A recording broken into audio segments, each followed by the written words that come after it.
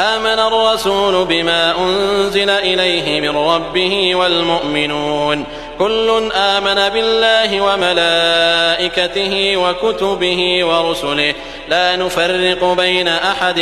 من رسله وقالوا سمعنا وأطعنا غفرانك ربنا وإليك المصير. لا يكلف الله نفسا إلا وسعها لها ما كسبت وعليها ما اكتسبت ربنا لا تؤاخذنا إن نسينا أو أخطأنا ربنا ولا تحمل علينا إصرا كما حملته على الذين من قبلنا ربنا ولا تحملنا ما لا طاقة لنا به واعف عنا واغفر لنا وارحمنا أنت مولانا فانصرنا على القوم الكافرين.